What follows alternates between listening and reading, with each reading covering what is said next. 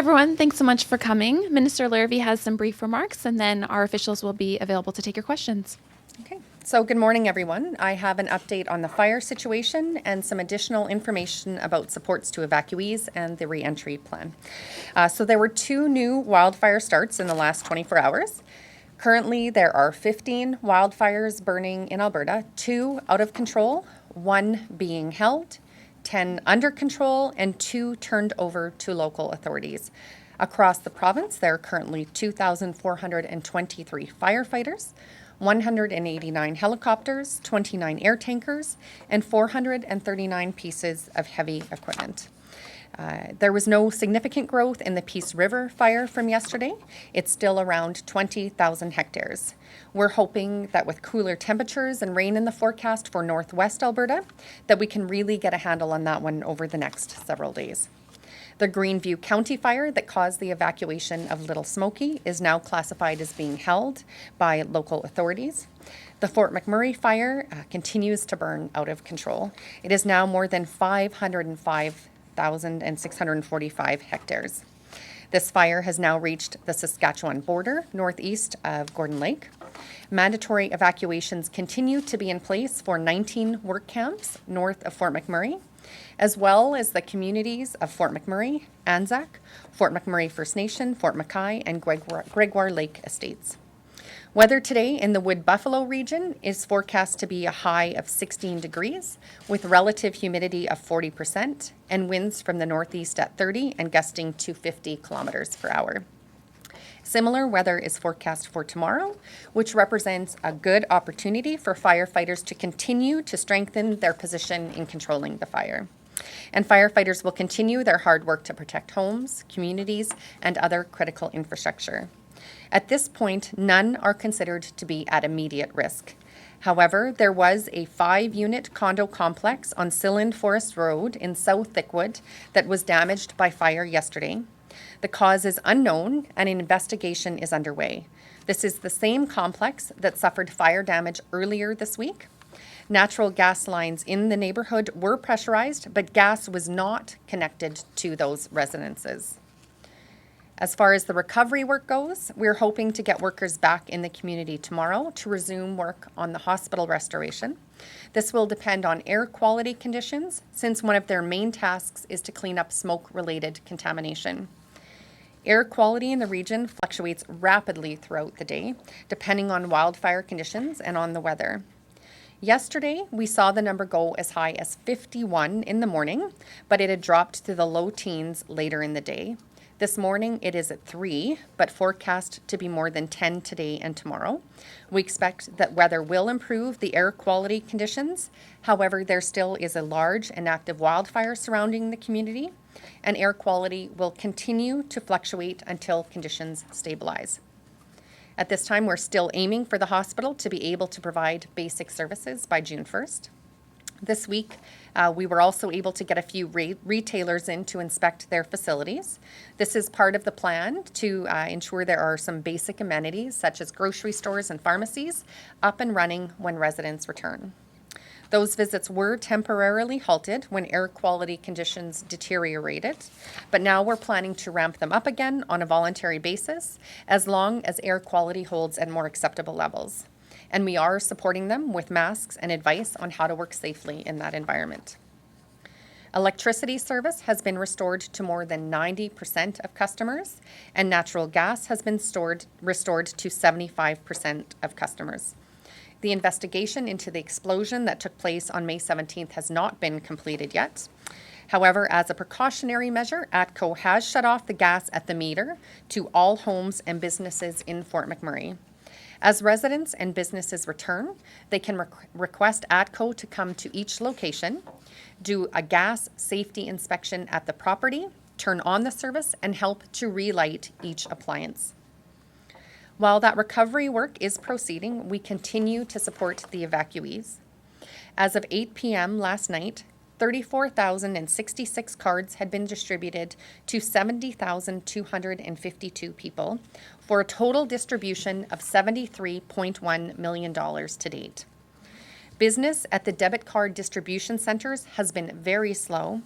We will be closing the centers at noon tomorrow, that's Friday, and moving distribution to Alberta Works offices next week. There are still supports in place over the long weekend for those people who are in desperate circumstances, and people can call 310-4455 for details. Last night's telephone town hall had 9,583 participants. We continue to find this to be an excellent way to communicate directly with evacuees.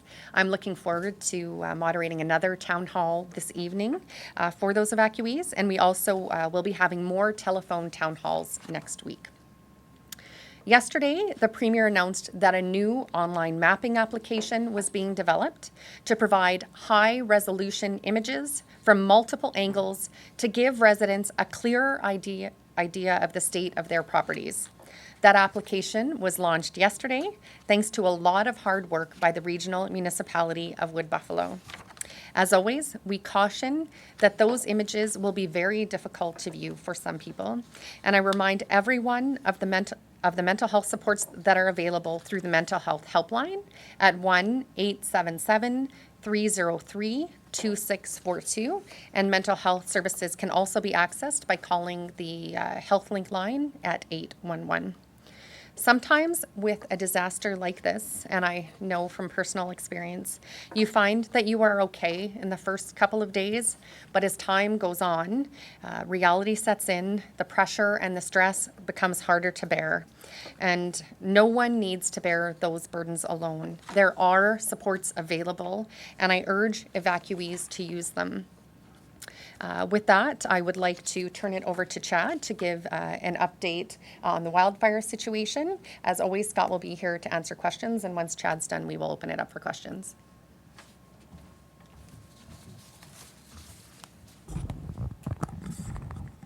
Thank you, Minister. Chad Morrison with Alberta Wildfire.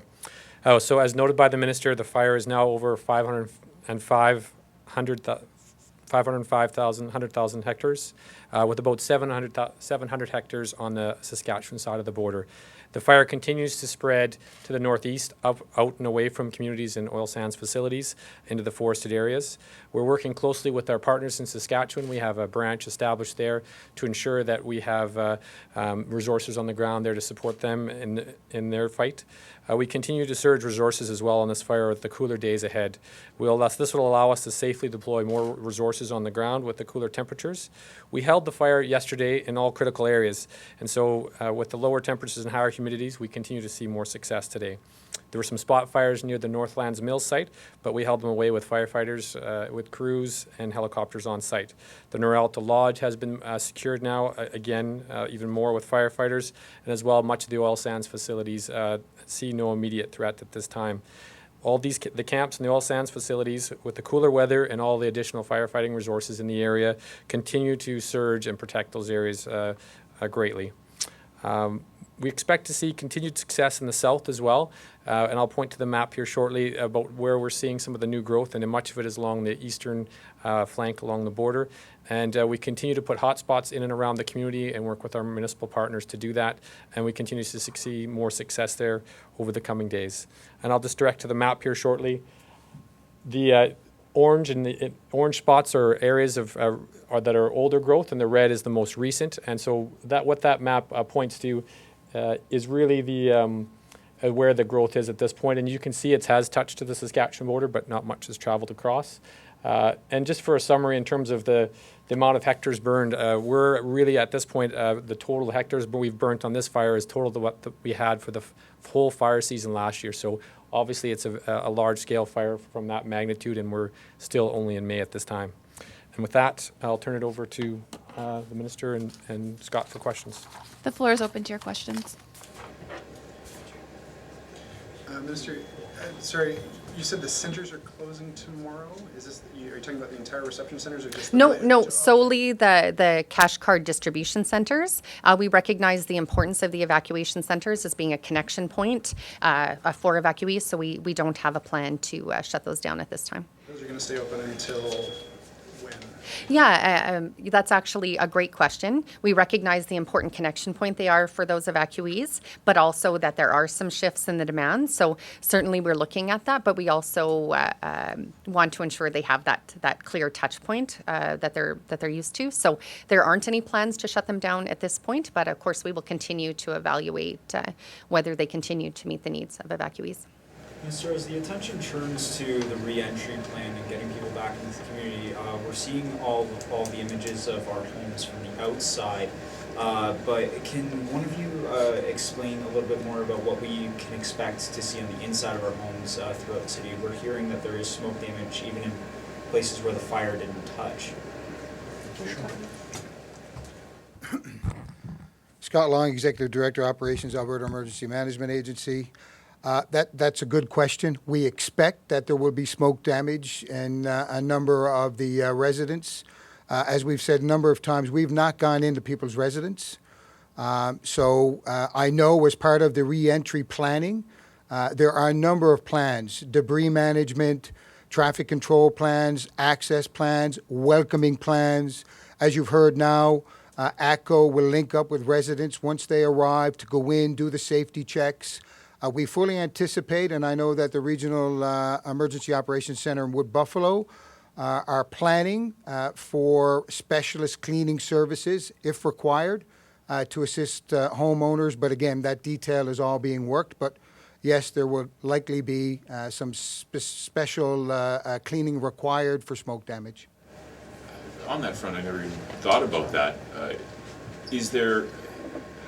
What should people do to even just find out? I mean, you walk into your house and it smells like smoke. That might not necessarily be smoke damage. What do you tell them, and are there going to be people that are going to help them when they go in to check? Great question. A lot of these details are being worked as we speak as part of the re-entry planning. As I mentioned yesterday, there is a plans team with the Wood Buffalo municipality. We have a plans team here in the Provincial Operations Center. ATCO employees, utilities employees, waste management folks, emergency social services, all working together with experts to try and define some of these. It's not your normal pristine environment, so there are some challenges and there will be some unexpected things. Everybody will receive a welcome package, and there will be welcoming centers. Again, that's one of the plans in each neighborhood. So when you go in, that welcoming center will have a package, and I'm sure the details are being worked, that they will have some of those cautionary lines in there about what residents may expect and what they should do when they first open their residence. Yeah, I think it's important to state very clearly that for Mcmurray residents going home, whether their home is intact or not, are not going to be left on their own once they come into the community, to find their own way. We will make sure they have the information and the resources to deal with the situation that they're faced with, and there will continue to be supports in the community long-term to help them deal with any long-term issues they face going forward. About housing too, I know that obviously there's going to be a lot of questions about the temporary types of housing.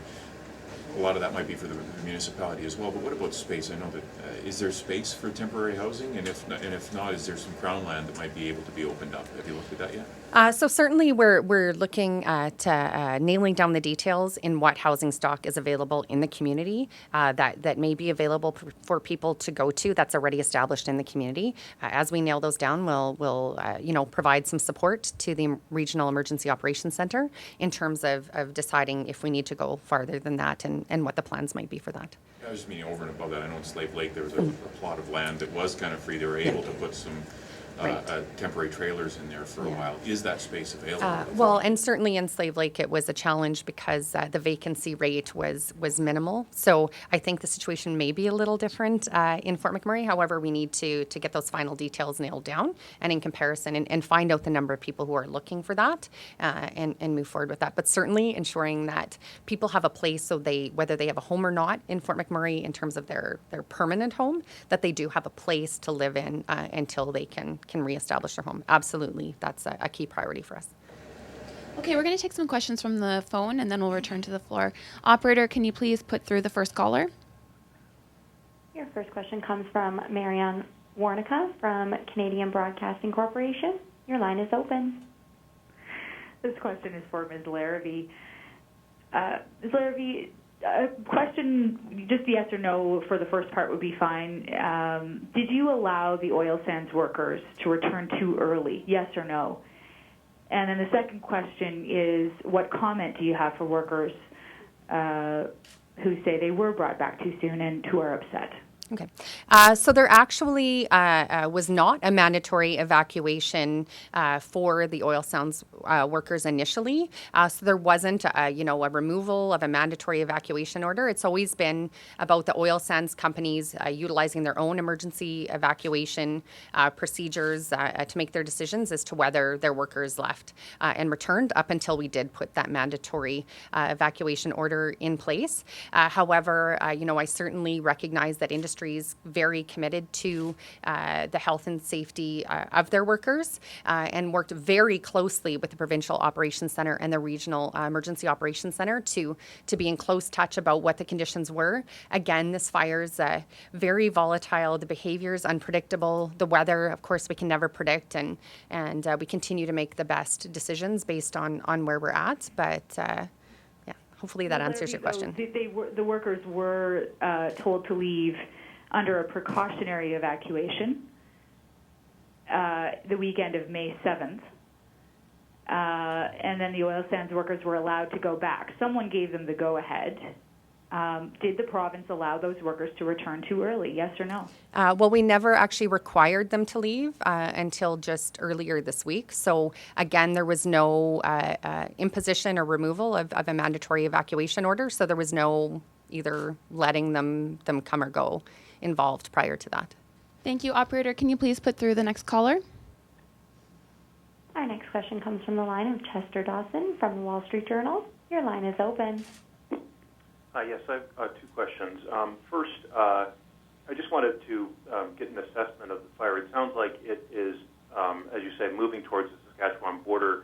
Does that mean that it is now no longer a threat to the oil sands facilities? And secondly, are there any damaged facilities that you know of? We heard some early reports, I believe last week, that the Nexen facility near Anzac might have been damaged. Can you provide any further details on that? It's Chad Morrison with Alberta Wildfire. The threat definitely has diminished around the communities and the oil sands facilities for sure, but it still is early on this fire. But we continue to make great progress with all the efforts of the firefighters working there. Obviously, the spread right now is off in the remote forested areas off to the east, and there's some really good natural barriers there, and obviously we're working hard with Saskatchewan and our firefighters to hold that fire as we continue to grow. As for the southern facilities there, we can speak to that we've been able to secure and hold many of the facilities around the Enbridge tank farm, and in terms of any reports of damage, there's none that I'm aware of for the site that you mentioned. Again, we continue to secure much of the areas in the south and haven't seen any significant growth in that area for a number of days. And no damage is reported as well, either around the northern campsites than previously reported. So again, a very successful day for firefighters. They did tremendous efforts in holding the fire guard and the fire line where they were at there in the north, and continue to reduce the hot spots around the oil sands facilities and northern camps. And Scott, did you have anything to add on that? Thanks. Thank you. Operator, can we please have the next caller? Our next question comes from the line of Nia Williams from Reuters. Your line is now open. Hi, I just wanted to ask how much rain is expected over the next few days, and is it going to be enough to make a significant difference? Thanks, Chad Morrison with Alberta Wildfire again. I can report that we saw a trace of rain this morning, so that's actually helped our firefighting efforts. As a wildland firefighter, we don't really count rain until it actually hits the bucket. So for us to forecast it, we're optimistic that we'll see a bit of rain over the next number of days, but we make our plans that if there isn't rain, we're still going to be attacking this fire full on with all of our firefighters. So at this point, optimistically, predictions could be as much as 5 millimeters of rain or more, but at this point, we'll wait and see till we actually get some rain on the fire, because the fire environments can be different, and we want to see what the localized conditions are before we report any rain that's hit the ground. Great. We'll return to the floor for any follow-up questions. Chad, has the fire passed through Highway 63? Is there any danger left to Highway 63? So I'll let Scott speak to the Highway 63 point, but in terms of the fire on the north end where we had that excursion the other day, we actually continue to hold it there at Highway 63 north of the community between near the Northlands Mill site. There was a couple of spot fires, obviously, but we were on them right away with all the resources there, and we've been able to hold that. We're working very closely there with our industry partners as well as the Northlands sawmill site to make sure that everything's secured. But again, a very successful day in very extreme tough conditions. We're able to hold the fire there. And as well into the south, that area continues to be more secured throughout the day. So I've had no reports from the highway side, and I'll turn it over to Scott if he has anything from that perspective. Highway 63 north of Fort McMurray is currently restricted to industrial traffic and first responders. It is closely monitored, and given the proximity of the fire, it was closed for a very short period of time yesterday. Today, it remains again restricted travel. Highway 881 in the area of the Enbridge tank barn facility, again, restricted travel for industry and first responders. Highway 63 south of Fort McMurray, they did controlled burns alongside both sides of east and west side of the road over the past few days, and right now that is open. Okay, we're going to take two questions from the phone, and then we need to wrap up. Operator, can I have the first caller, please? Our next question comes from Kelly Kragerman from the Globe and Mail. Your line is now open. Hi there. I'm just wondering if you can provide more details about the threat that existed to Suncor and Syncrude sites yesterday, the fire coming from the east, I believe, and what the status is on those two specific sites right now. Thanks for your question. It's Chad from Alberta Wildfire. Yeah, as expected, we were able to hold it away from those sites. The fire did burn up and around some of those facilities for the Syncrude Suncor sites. Obviously, we're working close cooperation with our industry partners there to make sure we protect them as a high priority. So at this point, with that fire, being secured today, the area that's been burnt around, once the vegetation's been burned and removed, it actually makes those sites safer. So as we continue to secure the fire around those sites, it will continue to block any fire movement from the south. So again, very good, successful day due to the credit of the firefighters on the ground, and of course all of our helicopters and air tankers that worked it. So we were able to stop the fire short of much of those facilities, and they continue to be secured over the next coming days with some of the cooler weather ahead. Can you provide any more detail as to exactly where the fire burned close to on those sites? I don't have the specific details, but we can talk about it further afterwards there. But it's burned up to the vegetation around the edges as expected. As mentioned before, oil sands facilities are very resilient to wildfires simply because they have such large cleared area, free of vegetation and trees. There's often graveled sites and stuff around, so generally they're very resilient anyway. So what happened is the wildfire on some of the edges burned up to the edge of those open areas, and then now is held there. So long term, actually, this will be the areas will be more secure because of the fire has removed any of that fuel and vegetation there. Operator, can we please have the next caller?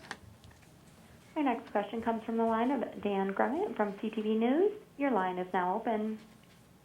My question is for Minister Larivee, and it's in regards to displaced students. I had numbers from the province yesterday that there's been over 4,100 displaced students put in schools throughout the province. You talk about mental health supports for evacuees. We've spoken to one school in Boyle who's actually they've taken on more than 100 students. Their student population's increased by 40%. Space isn't really the issue, but it's the care and attention some students need for the emotional trauma they've been through. What resources, if any, is the province providing for schools like Boyle to deal with the influx of students, since we know they won't be going back to Fort McMurray this semester? Well, certainly we continue to, gather information about what the needs are of evacuees right across this province and where those needs need to be directed to. Mental health is a key priority in that issue, so we continue to work with all of our partners who are helping provide support evacuees, including our schools, to ensure they have the resources needed to do that. So we'll continue to work with them in terms of ensuring they have those supports. But the clock is ticking down on the school year. I mean, there's 5 weeks left. Are there any plans to, say, take a look at a school that's taken the brunt of the students like Boyle and actually distribute resources a little more effectively from, say, another school division across the province? Right. So we just again announced our reentry plan yesterday. Certainly, we will be interested to know how many families are planning to return to Fort McMurray sooner rather than later. But we'll continue to be responsive to those needs, and if it looks like that need continues to be extensive, we'll certainly consider whether we need to reallocate resources as needed. All right. Thank you, everyone, for coming today.